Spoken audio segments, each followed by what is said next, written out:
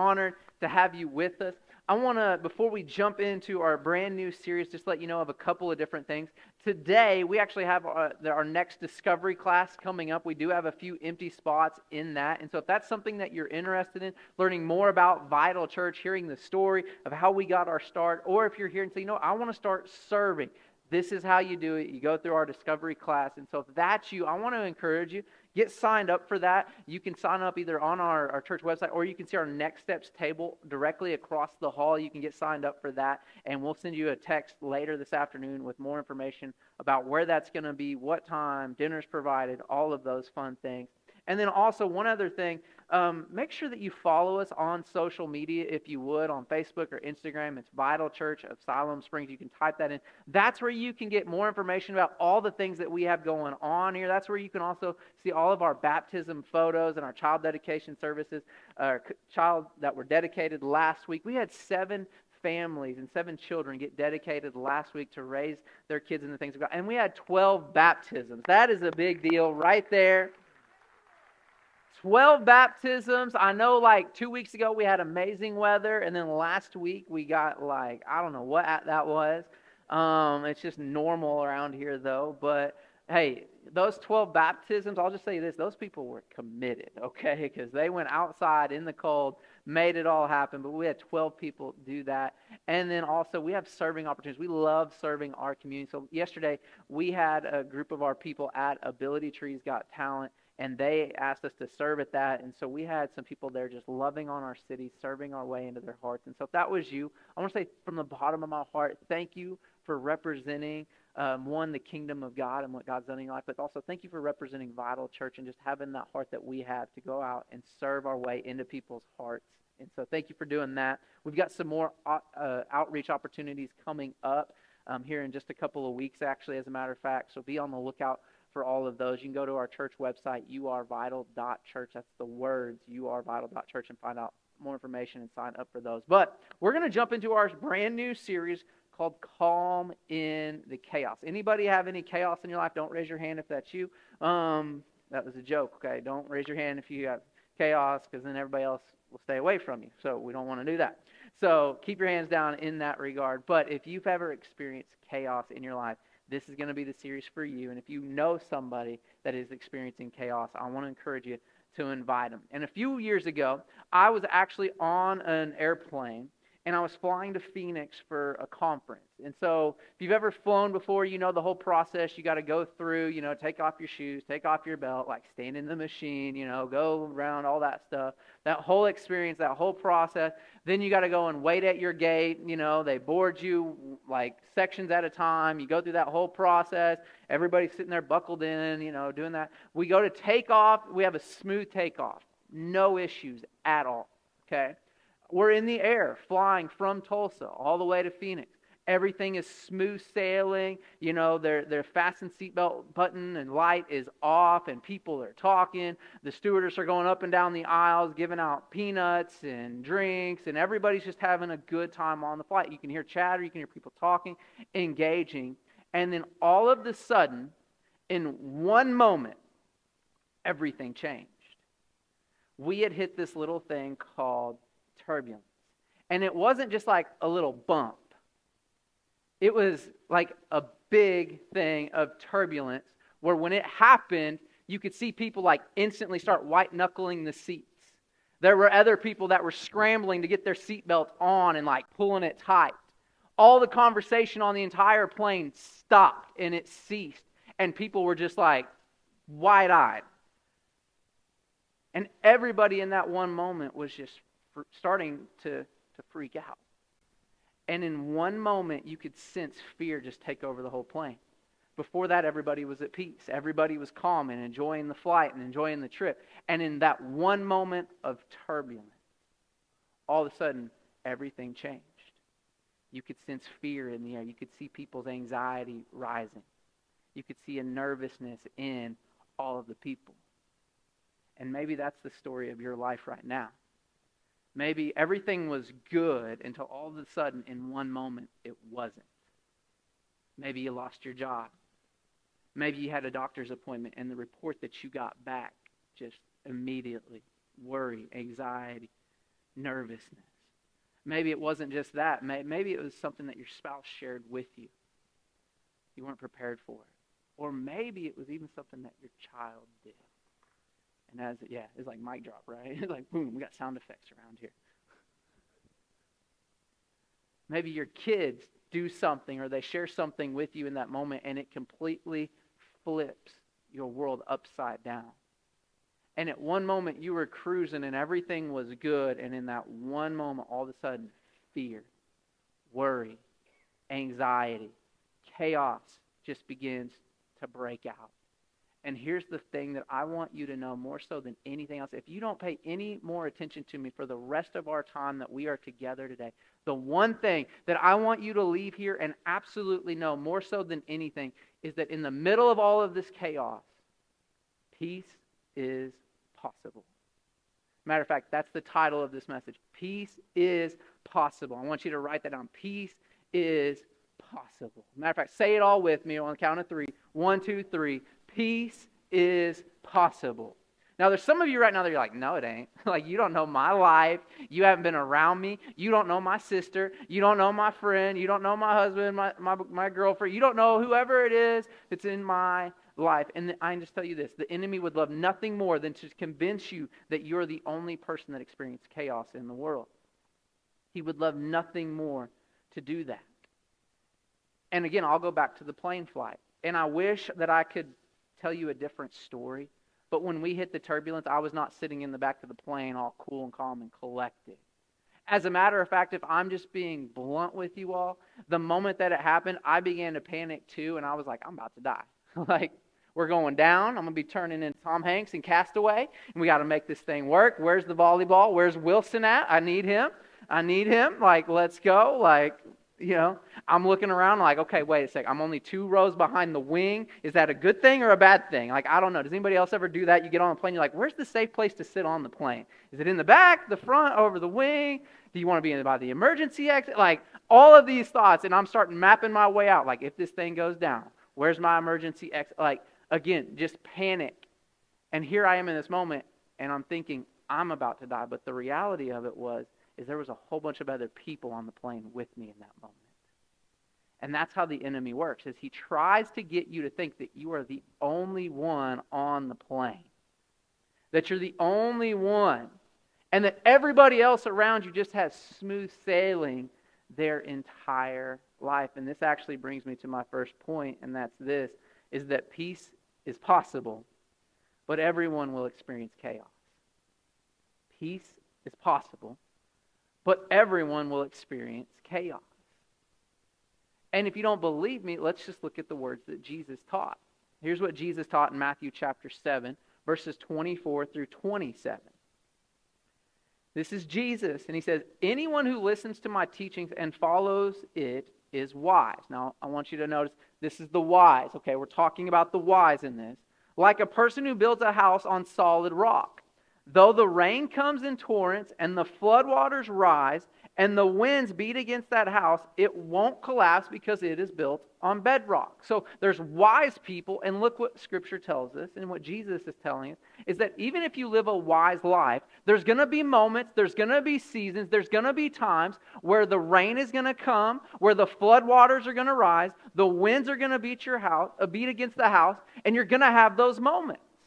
And then he doubles down on it, and he goes to the next passage, verse 26, and he says, but anyone who hears my teaching and doesn't obey it is foolish. So that was the wise. Now we're talking about the foolish. And he says, like a person who builds a house on sand.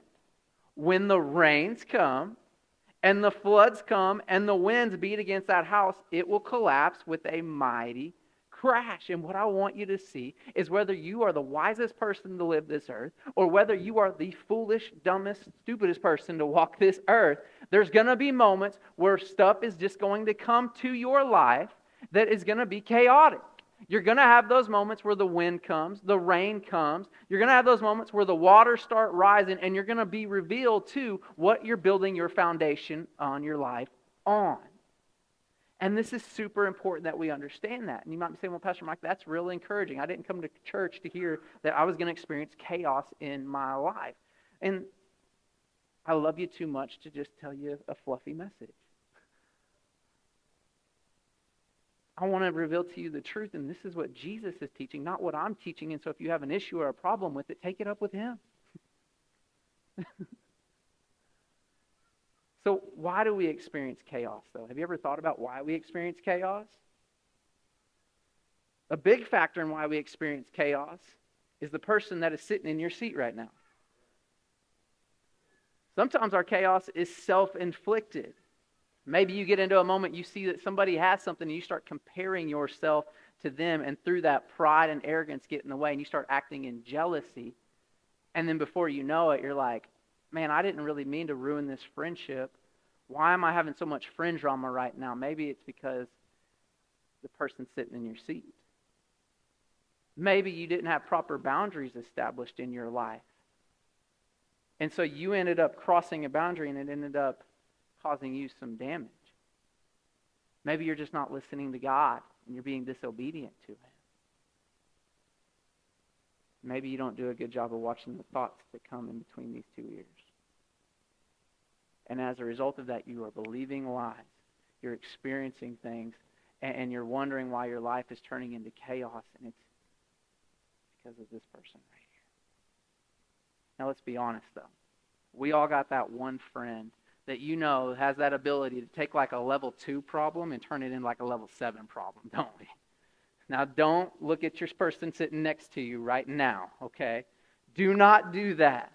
But we know that sometimes there's just those people in our lives, and they have such a big heart, and they love you, but a lot of times, some of our chaos is just inflicted by somebody else. Look at what Proverbs chapter 13, verse 20 says, though. It says, walk with the wise and become wise, associate with fools, and get in trouble. We didn't have it up on the screen. I thought we did. Proverbs 13:20. You can write that one down. Walk with the wise and become wise. Associate with fools and get in trouble. And this is what some of you are doing. This is why you're experiencing all of that chaos in your life. You're just in relationships maybe with some of the wrong people. And it's not that they're bad. It's not that they're evil. It's not that there's anything against them. It's just you haven't established healthy boundaries in that relationship with them to help them. And as a result of the decisions that they are making, it is impacting you in a negative way. Some of this, though, we can't do anything about. Maybe it's a boss. Maybe it's a coworker. There are those people that do that. But here's the other reason that we experience chaos, and this is the one that I don't hear talked about a whole lot. And it is simply this, because we are in a spiritual battle. The world that we live in is very spiritual. And I'm not saying that to get all weird and like, no. I'm saying this because the world that we live in, the flesh and blood, the person sitting next to you, is not the real enemy in any of these situations. Ephesians chapter 6, starting in verse 10, here's what it says. And this is what Paul is writing to a group of believers at the church at Ephesus. And here's what he says. A final word. This is his last word to him. A final word. Be strong in the Lord and in his mighty power. Put on all of God's armor so that you will be able to stand firm against all strategies of the devil. There is a battle that is taking place. Not against the person next to you, but against the devil. And it goes on to say, for we are not fighting against flesh and blood enemies. This is your opportunity to look at your spouse right now and say, hey, I knew you weren't the problem. Sometimes it's good to remember that in the heat of the moment. When you want to just like do that little chop that you know is going to like hit them below the belt and just be like, you know what? This is the finishing move right here. I'm about to end this argument, RKO style, just boom, let them have it, right? And it's good to remember in that moment, wait, you're not the real problem. I'm not fighting against you, but I'm fighting against evil rulers and authorities of the unseen world, against mighty powers in the dark world, and against evil spirits in the heavenly places. And I want you to understand this, is that you are in a spiritual battle. The world that we live in is a spiritual thing. Now, I'm not about giving the devil credit. Again, I was raised, Pentecostal church, saw a lot of stuff. And one of the things that I witnessed as an unbeliever in the church, as I'd come up and everybody started talking about the devil. Everybody started talking about the devil. Man, the devil's after me today. The devil's after me. The devil caused me to do this. The devil caused me to do that. And I'm just thinking like, wait a second. You guys talk about Jesus and how victorious he is. So why are we lifting him up and making him sound so big and powerful and great? And I've got news for you. That God and the devil or Satan are not equals. Whatever has been put out to you where you think that they're in this battle of this epic tug of war and who's going to win is not line up with what this book says. What this book actually teaches is that Satan and the devil is actually a fallen angel. Okay? He was created by God, and the moment that he got into pride and into sin and tried to become more than God and become like God, God said, nope, we can't have that. And he actually then removed him from heaven and banished him to earth in that moment. So he kicked his butt once. Then, after that, because he wanted to become like God, what Satan did was he deceived Adam and Eve into sin and into giving away their authority that God had created with them to have and to hold. And as a result of that, we were separated from God, and God didn't like that. So here's what he said. He said, I got to send my son Jesus to be born of a virgin, to come to this earth, live a sinless life, and become the sacrifice for all of man's sins and for all of our sins so that they could be forgiven and have a relationship restored with us. And what happened is when Jesus laid down his life on the cross, he then went down to hell, defeated him in that moment, and rose again 3 days later with the keys to death, hell, and the grave, kicking his butt a second time. And what happens in the end of the book, if you skip forward to the very end of it, you'll find in Revelations that there is a day coming that he is going to get his reckoning, and at that particular moment, he's going to be tossed, and it's just going to be over with. And I want to point out to you that there is not some epic battle of tug of war between God and the devil. God that we serve is the victorious one, and I'm glad that he's on my side, and I'm going to keep uplifting his name and serving him, but we have to understand in the middle of this, until that time comes, we are in a spiritual battle. And it's time that we understand that, so that way when those moments where we're flying along all smooth sailing, and then all of a sudden this enemy tries to bring something up to cause some turbulence in our life, that we understand that, wait a second, even though this is what I'm going through right now, peace is still possible. And the reason that peace is possible in the middle of the chaos is because of Jesus and what he's done on the cross for us. I love what Jesus says in John chapter 16, verse 33, okay? He is talking with his disciples at his last meal, and one of the remaining moments with them, here's what he says. He says, I have told you all of this so that you may have peace in me.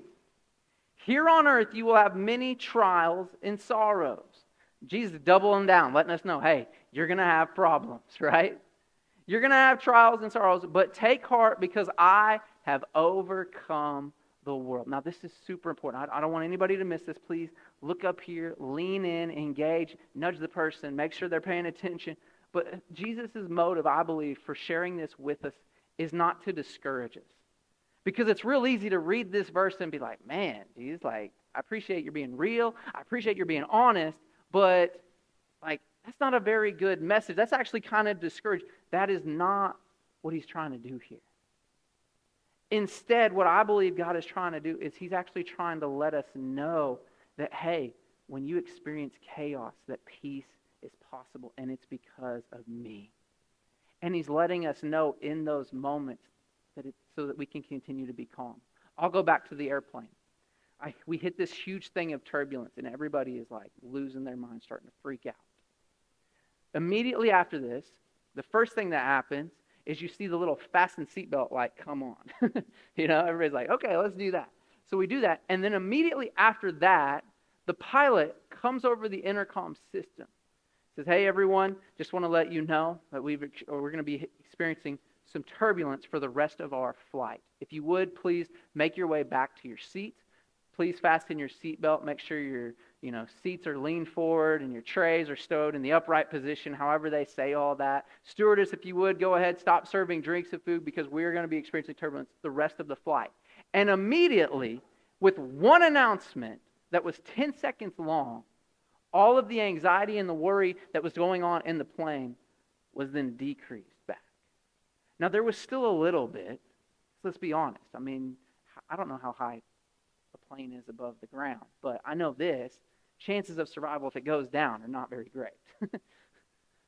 So everybody's still a little bit anxious, but the one announcement saying, hey, we're going to be okay. You can be at peace because I'm a good pilot and we're going to land this baby in just like 45 minutes and we're going to make it through this. Peace was restored. And this is what God's trying to tell us in John chapter 16, verse 33. Is that when chaos hits, you don't have to go to here, but you can actually bring it back down to this level because of Him. And because of the fact that He gives us peace. And here's what I find so interesting about that. Is that one announcement kept everybody calm. Now, here's the takeaway in that. Is now that you know that everybody's experiencing peace, or that everybody's going to experience chaos, and you're going to have those moments, but you can be of good cheer because Jesus has already overcome them. You can have peace. Doesn't that make it just a little bit easier the next time you're experiencing some chaos to be like, you know what? It's okay. Yeah, it stinks, but we're going to make it through this, right? That's what Jesus was trying to do. And again, this brings me to my second point, is that peace is possible with God.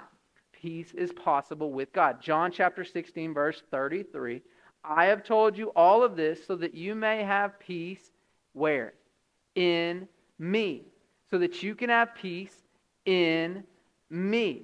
Now, we have to understand, knowing this, that we can experience peace with God.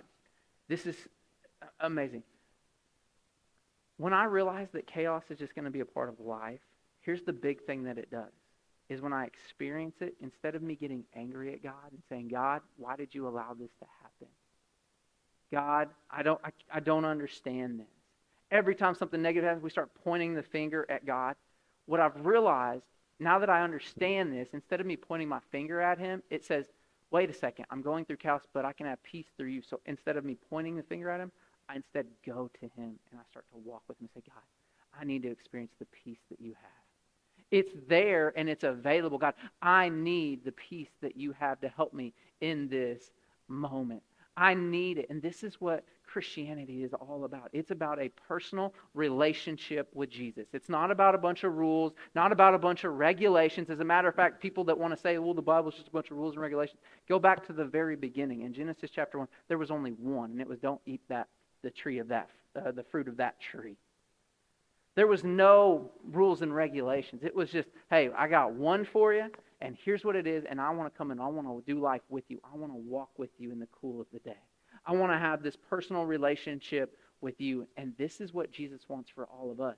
And as you have that personal relationship with Him, through the Word, through spending time in prayer, through worshiping Him, you'll get to experience peace, because this is what He is. Just a couple of other verses I'll share with you. Isaiah chapter 9, verse 6. Isaiah is prophesying in future tense about Jesus, and here's what he says about Him. For a child is born to us, a son is given to us, the government will rest on His shoulders, and He will be called Wonderful Counselor. He'll counsel you in the middle of the moment of all of your chaos. And guess what? He's free. And He's the best one that there is. So go to Him. He goes on to say, though, mighty God, everlasting Father, and what? Prince of Peace. Peace is possible with God. Another verse, 2 Thessalonians chapter 3, verse 16.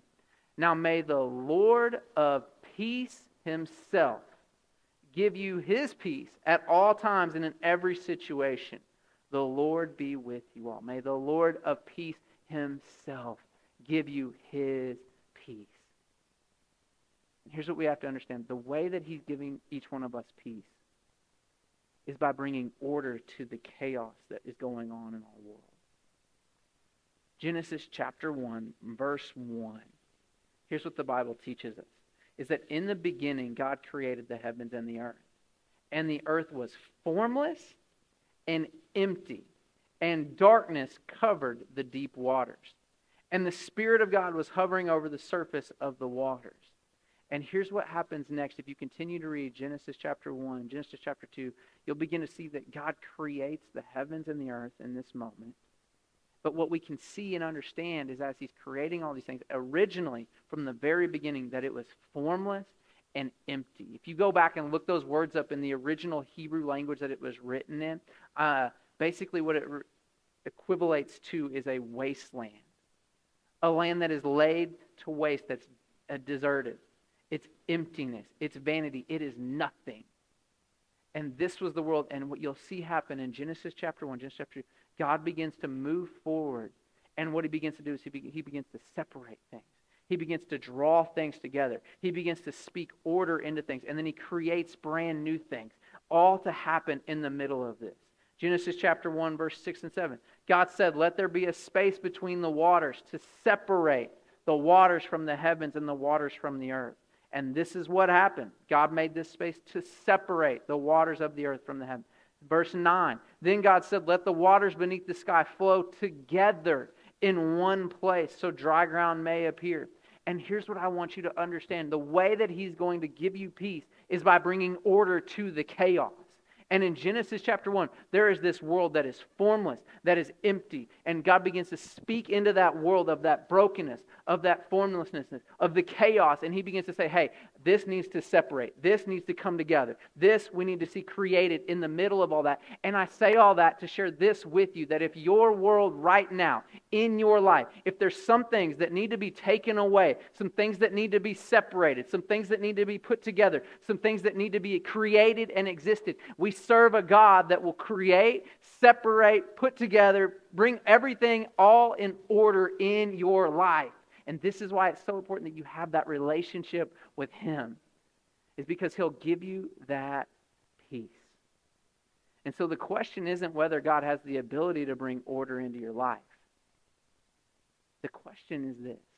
It's whether or not you will allow him to bring order into all the chaos that you're experiencing. And this brings me to my last and final point. Point number 3 is this. Is that peace is possible, but it requires participation. I'm going to let that one sink in for a little bit. Because everybody likes hearing the preacher preach and everything, but the moment I kind of turn it around and say, well, it's going to require participation from you, everybody's like, oh, could have done without that one. You mean I'm going to have to change my life? You might. You mean I'm going to have to stop thinking, stop talking the way that I've been talking? Yeah. You mean I'm going to have to make some changes in my life? Maybe. I can't tell you what they are. I'm not going to. I ain't God. I don't want that responsibility. But it's going to require your participation.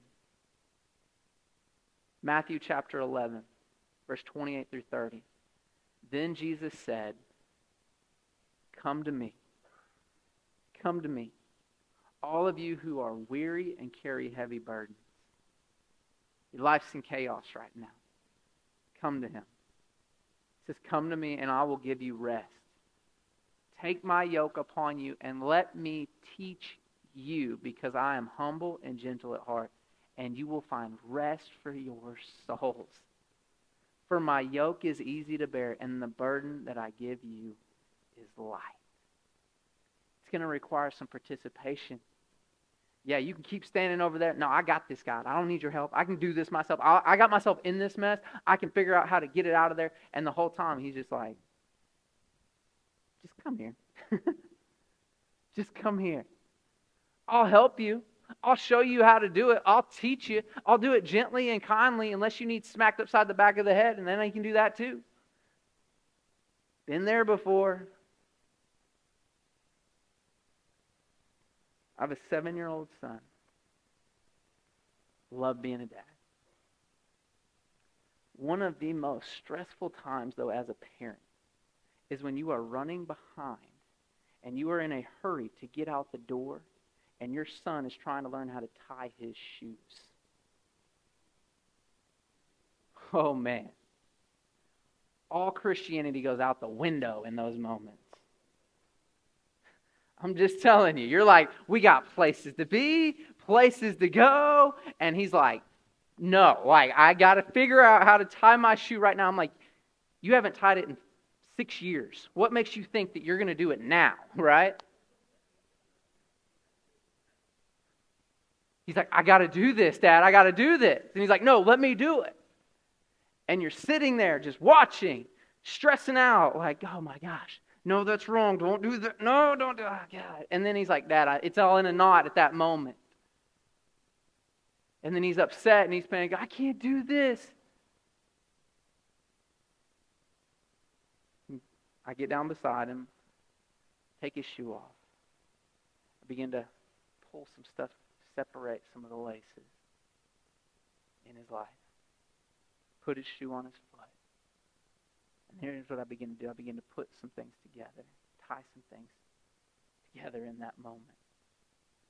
And the whole time that I'm doing it, I'm not always gentle, but I'm coaching him in that moment. Hey, no. You got to take this lace here. You got to take that lace here. And you got to do this with it. You got to wrap it around this one. And then you got to pull it here. And you got to do all that. And that's exactly what God will do for all of you in the moments of chaos in your life. But the whole time you've been trying to do it yourself and it's all knotting up. He's over here like, just let me help you. It's easy. I'll help. And the moment you come to him, he'll begin to undo that knot that you've created, or maybe somebody else has created. And then he'll start saying, hey, here's what you need to do. One, I need you to repent first. I need you to forgive. I need you to do this. I need you to stop talking so harshly to her. I need you to stop making that joke that you know just irritates him. I need you to start spending just 5 minutes with me. Hey, before you go to work in the car, instead of listening to that music, why don't you turn the radio off and just have some moment with me? Just invite me to come on the car ride with you. And he's like, and as you do that, here's what's going to happen. I'll begin to help you, and I'll begin to teach you because I want to. And I'm there for you, and I'm available for you. But it's going to require you doing that, and not only is it going to require you to do that, it's also going to require that you come to him and that you be obedient to what it is that he asks you to do. We saw this earlier in Matthew chapter 7 talking about the wise, right? Anyone who listens to my teaching and follows it is wise, like a person who builds a house on solid rock. Though the rain comes in torrents and the floodwaters rise and the winds beat against the house, it won't collapse because it's built on bedrock. But it comes through following his teachings. How are you going to know his teachings unless you come to him? God, teach me. And then after he tells you to do something, you've got to be obedient to it in that moment.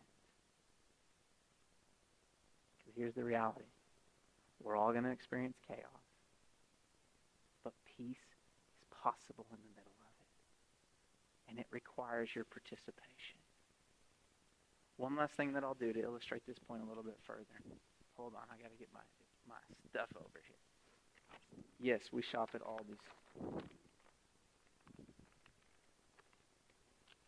Hebrews chapter 4.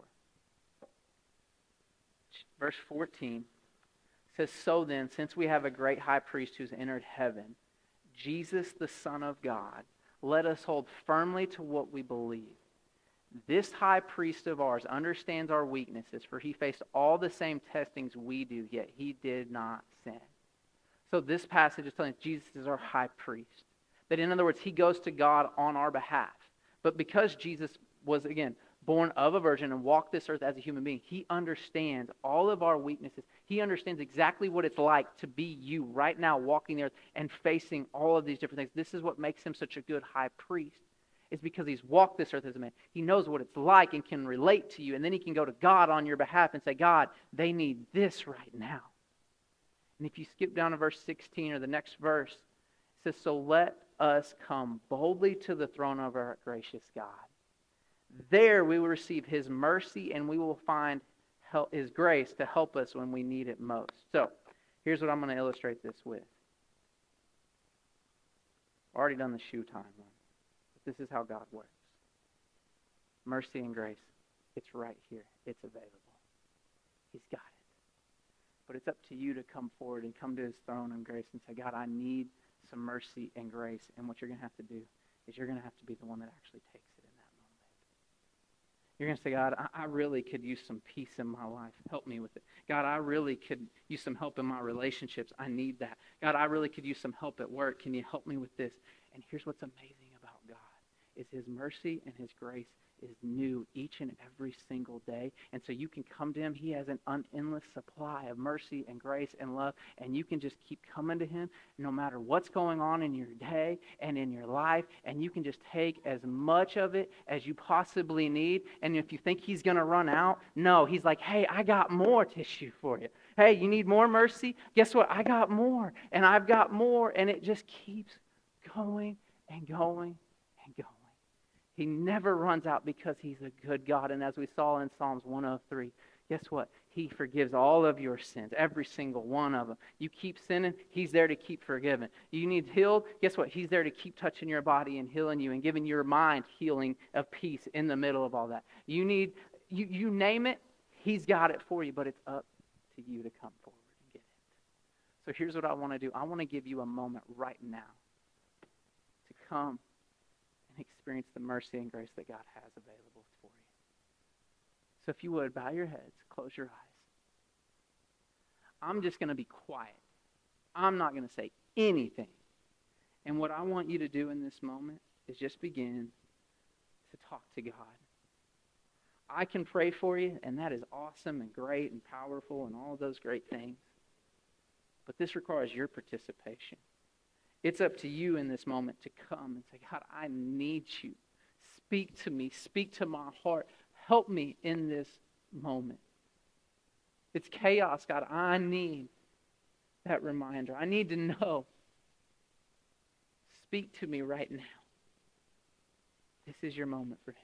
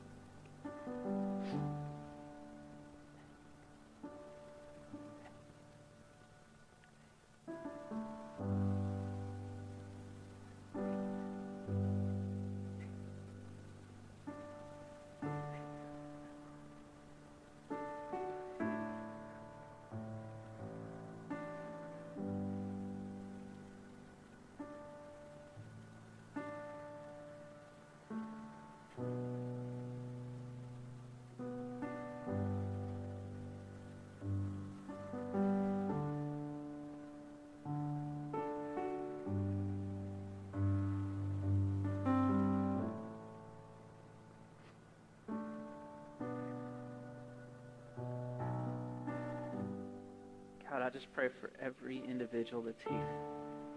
I speak peace over their lives right now. I speak peace over their minds.